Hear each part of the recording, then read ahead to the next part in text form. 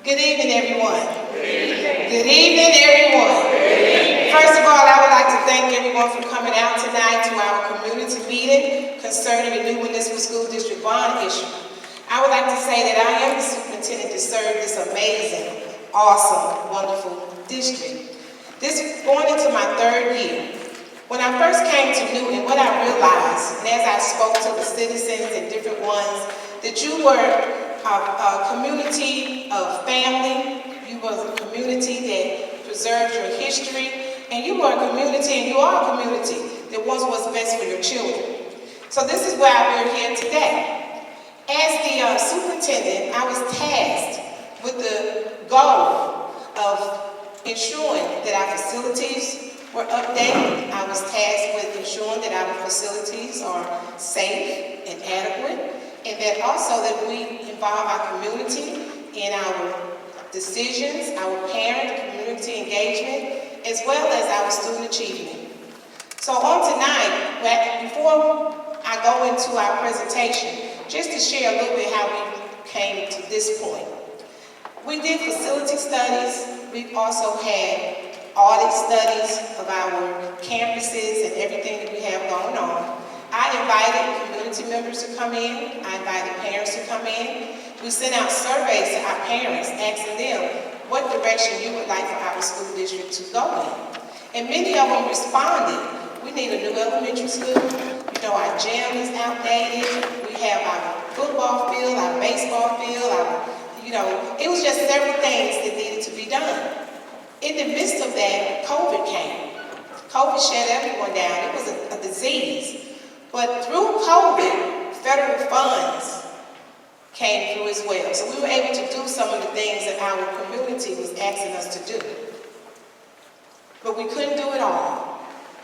Tonight's presentation is on our Newton Elementary School as well as our gym. We invited several architects and different ones in contracts to come in and look at our facilities. Many came in and said, oh, you need to tear down, you need to just rebuild your elementary school, and you need to rebuild your gym. And then after you do that, you would have to go and they said, well, put your gym at your practice field, football practice field, and you can put your elementary school on your baseball field. I said, okay, well, what are we going to do with our baseball field? Whether you could put your baseball field behind the old elementary, and you could probably put your practice field, push off some more land, and build a new practice field and gym. And I said, well, what's the price tag just to build a new structure?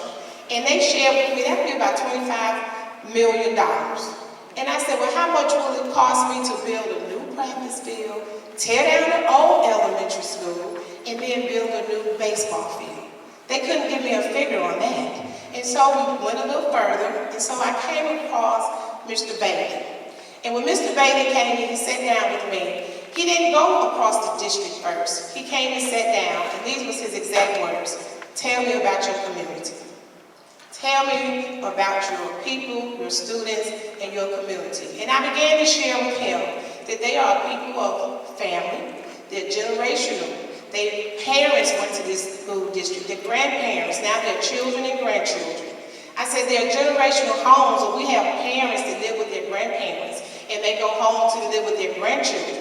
I said they preserve the history. They love coming back to Newton. I said I've had many conversations where they said I went to this school. I sat in the same seat in the elementary school. I walked through the middle school and I also played basketball in this very gym. And when I shared all that with him, he came back and he said, we can preserve what you have. We don't have to tear your gym down. We don't have to tear down your elementary school. We can preserve your history. And we could do that far less than the other alternatives that were presented to us. So at this time, if you would, help me welcome Mr. Gary Bailey as he presents the new look and the new elementary as well as our gym. Dr. Nickson. One comment about the federal funds before we get into the proposal, the bond issue, to make sure everyone is clear. That money had big restrictions to it. A lot of it went into education because, as you know, your kids missed out on a lot during the COVID time, so there were a lot of dollars that went into improving education. and there were very strict restrictions on what you could do with your buildings. And any of the money that was spent on buildings had to be done in a way to improve the health of the students. So it was new mechanical systems, some new electrical systems, and some new windows at both the high school and the middle school. There wasn't enough money to do all the schools, so the district had to make decisions on what were the priorities, and they did. That work is taking place. There's still one other ESSER project to be bid here in the next couple of weeks. And then looking at what was left, and that was this gym and the elementary school. And so when we were looking at options of what do we do to make these schools acceptable, not just acceptable, but make them wonderful. And it's a word that I use and probably too much, but I'll never apologize, that we need to create spaces for our children to learn that are as good as you would want your children to be in, anybody's children to be in. And for your teachers to have professional environments in which they teach, the same as you would in your own business. So we think like that. We think that our buildings need to be based on what's good for kids, what's good for the teachers, and to create environments that work for them, and that's what we did. We're going to show you some slides of the existing conditions, because most of you probably have not been through all of these buildings. You're sitting in the gymnasium, this is elementary school. Let me go back. A couple of things I'll talk about the elementary school is you'll notice there's large overhangs on them, and they're based on a pod design. There's 4 classrooms per pod. All of them are outside access. If you're going to go from one classroom to the library, or from one classroom to the classroom, you're going to walk outside. You're going to be somewhat covered by the overhang, but if the wind's blowing, you're going to get wet. If it's cold, your kid's going to be cold. The most important problem with that is security. I don't care how many fences you put around your schools, if someone wants to climb over a fence, they're going to have access to your kids extremely easy. And that's something we do not think is acceptable. And in today's time, there's things that you can do. We're going to show you solutions for that. The windows, as you can see, are worn out. The roofs are worn out. The mechanical system's worn out. The building is worn out, with the caveat. They're structurally sound, just like this gym is. It's a concrete frame building in the elementary school for the most part. And concrete sound, it's just everything else is faded. The lights need replaced. Building hadn't been painted in years. Floors need to be replaced. The windows need to be replaced. The doors need to be replaced. On and on. You see where these courtyards are. One of the things that we'll be proposing in the solutions is that we will no longer have these outside walkways. They will be enclosed in glass, so that a child can walk from any point in this building to another point in an interior condition that's heated and cool and not get wet. Most importantly, that someone cannot get to your kids unless they're allowed into the building. And I'll talk about that when we show the scheme here in a minute. Okay.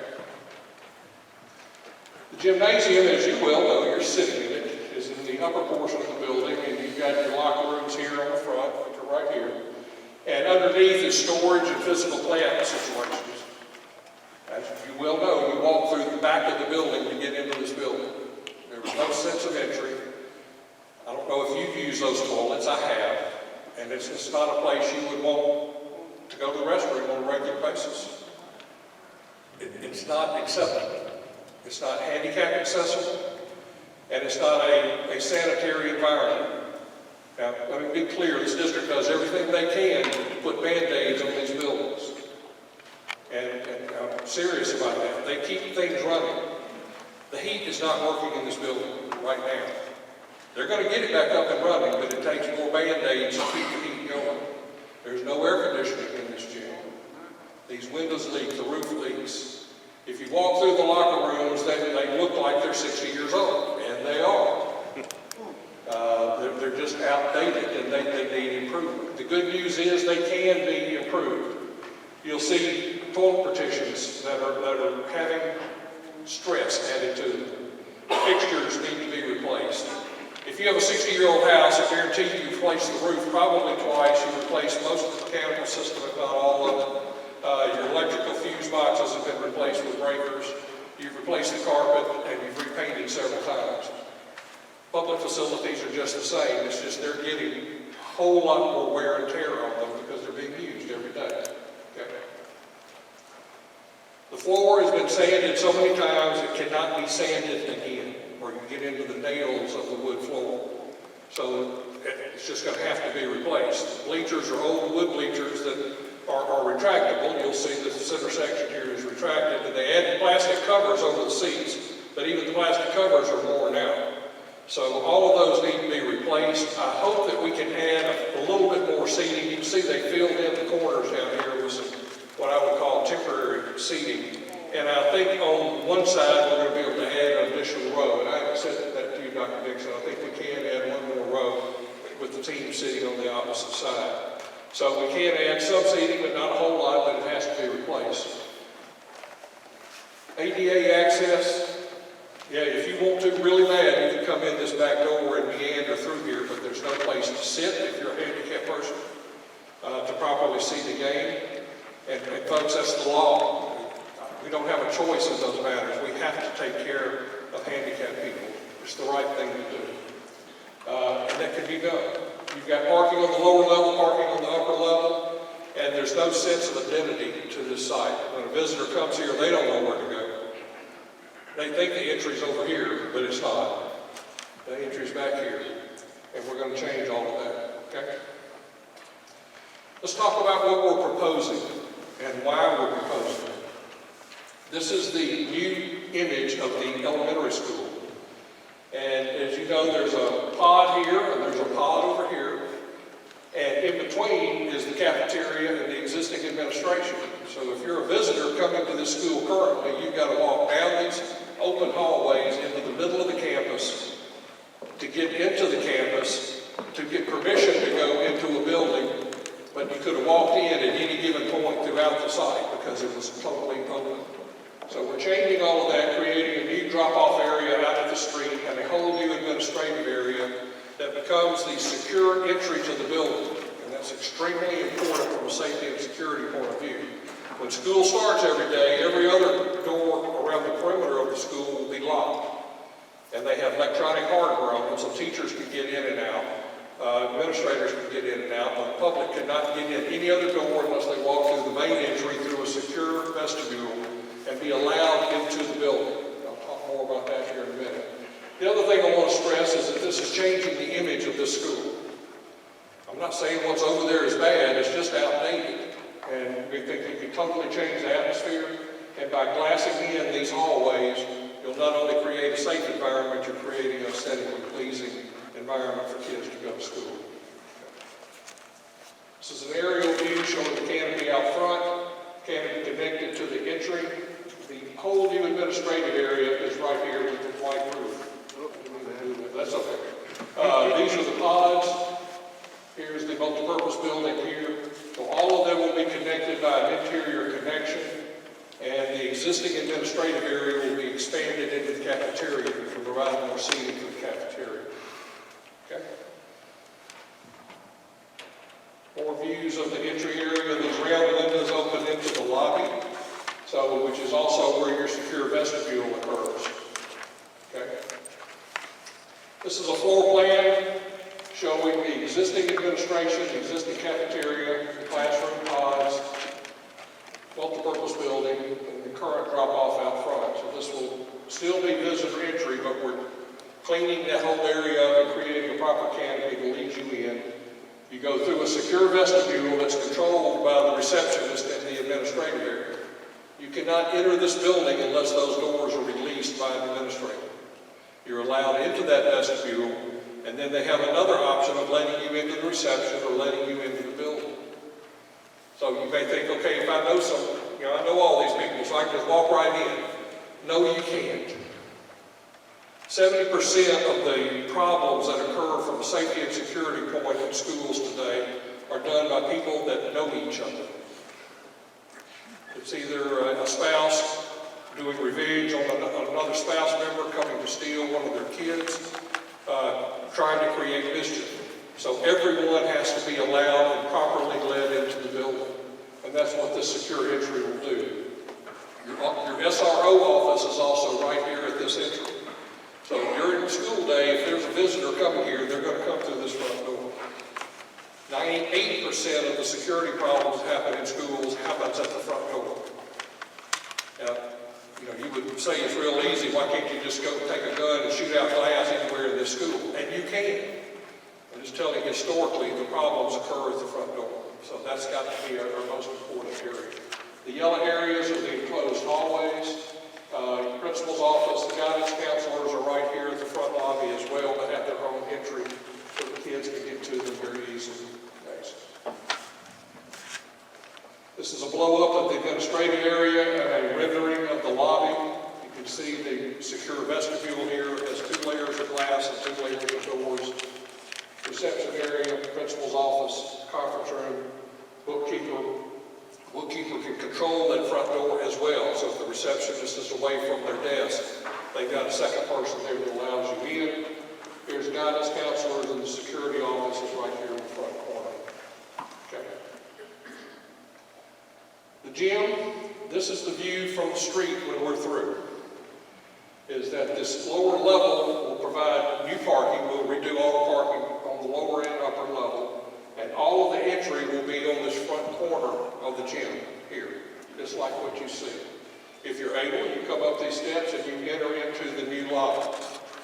If you're handicapped, you would have handicap parking on the top level that allows to walk into the lobby from this point. So everybody comes through the same point and then goes into the lobby. So you're changing the image, you're changing the function. The red is the existing brick, and all of it will have repairs done to it. The repairs that are taking place inside are, just as I said earlier, the new windows, the new bleachers, the new floors. The lights have been replaced with LED, but they're not at a level of foot candles that's acceptable by the Mississippi High School Athletic Association, so we've got to add additional lighting to it. Okay. Floor plan as it sits, you know, this is just looking at what you're sitting in, so I don't need to explain that too much, but it's a chance to totally brighten up the area. We talk about the windows for a second, because not only do they leak air, but they're terrible for basketball because of the glare that's on the floor. You can barely see if you're trying to shoot, and the sun on the south side happens to be coming through in your eyes. So what we're proposing is to go back with a tinted glass that reduces the glare dramatically, and create some shading devices on the south wall to keep the sun from getting into the building. The north light is actually good light. It's more of a softer light, so we'll just replace that glass. Okay. Here's a floor plan of the entry. You come in the steps to a covered area, into the lobby. You've got a whole new properly done concession stand, and you've got public toilets that not only meet handicap accessibility, but the quantities that you need for groups here. And then you're allowed into the gym through these doors right here, which would be totally replaced. And then separating visitors at home, which obviously you need to do anyway. The renovations that we're doing to these locker rooms would be create proper varsity locker rooms. So instead of having home and visitors for male and female here, you'll have varsity men, varsity women, and coach's office is properly done, and there'll be lockers that your kids would be proud of. This whole rear area will become visitors' locker rooms. They will not be big and they will not be nice. They will be safe and they will be clean. And that's all we really care about. Okay? That's a quick walkthrough of what we're proposing. You know that this is an $11 million bond issue. That's what it takes to do these projects. The dollars are not luxurious. The buildings will not be luxurious, but they will be high quality. We'll put materials in that'll last, because as you know, they sometimes have to last 60 years. So we've got to invest in things that we can take